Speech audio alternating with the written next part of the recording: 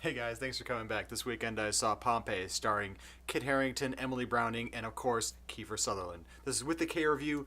I'm Victor. It's disaster movie time, people. It's not even the summer. I'm pretty sure this one's gonna end with aliens. Wait, that was Independence Day. Damn it. With a K review. It's VIC? No, it's with a K. Oh. You know, I remember when I went to go see Titanic, I really didn't understand why everybody was so impressed with it because I knew what was going to happen at the end. It sank. Oh yeah, get over it. But actually what really did impress me about Titanic was the authenticity of the movie, how they went to great lengths to really recreate Titanic and to make it seem real. And also you had a really good love story between Leonardo DiCaprio and the other woman that I can't think of right now, and I just don't remember who it was because it wasn't Claire Danes. I forgot. 1 second while I look it up.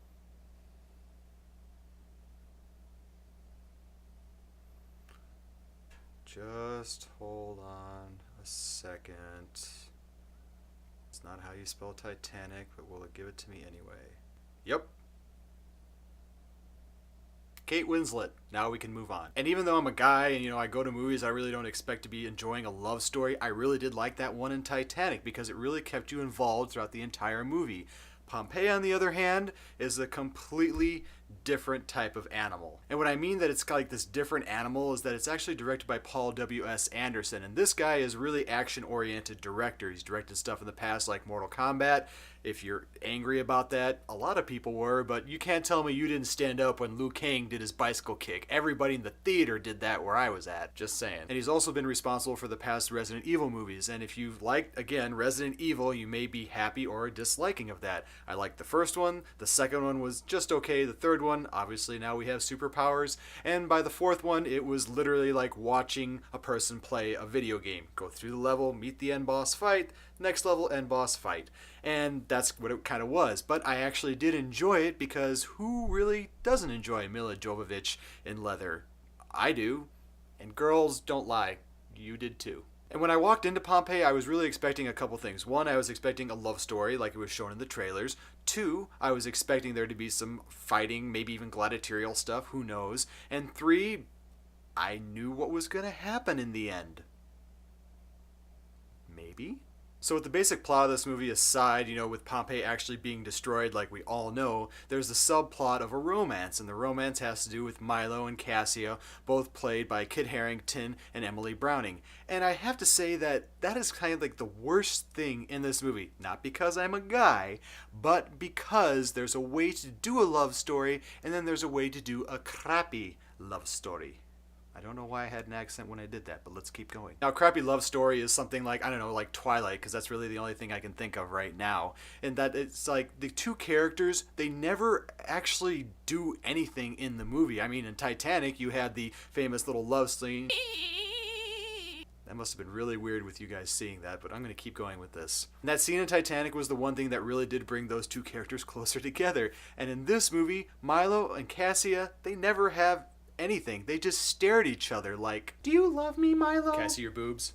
No. Damn it. And really, the whole love story thing aside, there really needed to be something else in this movie that I thought I could attach myself to, something that I could really latch onto and look forward to seeing throughout the entire movie. And I thought maybe that, the characters like Corvos or even Corvos' general, who I can't remember his name right now, but I know he's the lieutenant off of Grimm. That guy is a really decent actor in that series, and for like the first 40 minutes of the movie, he just stands there. He doesn't even do anything. He just stands right behind Corvos, and he just with his hands like this, just like, what? What?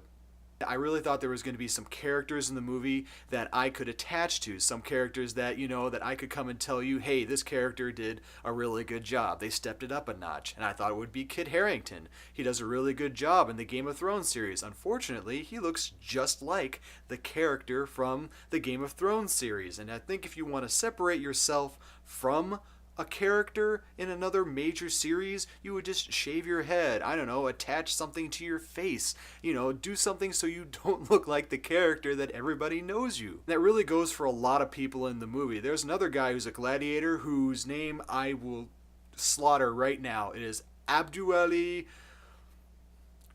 Damn it. But if you actually watch the series Lost, he was Mr. Echo from that, and he's Ed Abisi from the series Oz way back in the 90s. And he's actually a fairly decent actor, and again, in this movie, has no real depth to him. He has like a family that was lost over 20 years ago, but he doesn't seem brooding enough. And even when he goes against Milo, their brotherhood, together and their friendship really does seem paper thin in the movie as well. It just didn't really grab me at all. And the next thing that I was actually expecting this movie to do really well on was the special effects, because again, it's a disaster movie. We like to see stuff blown up and so forth. But even that seemed kind of bad.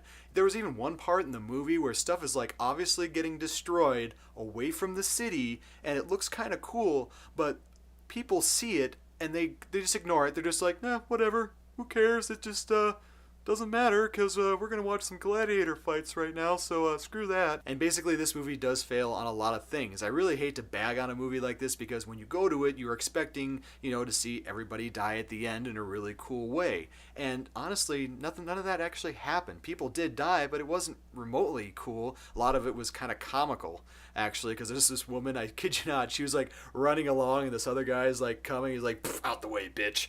And it was the best part of that movie because that's what I actually said in the theater, and the guy next to me laughed. He thought it was great. So in general, I really don't want to give this movie a numeric value because that's giving it a value. That's giving it something that is a value. And it's not. This movie is terrible. It's from beginning to end. I didn't care about it. And you know what? Don't waste your money on it in the theaters.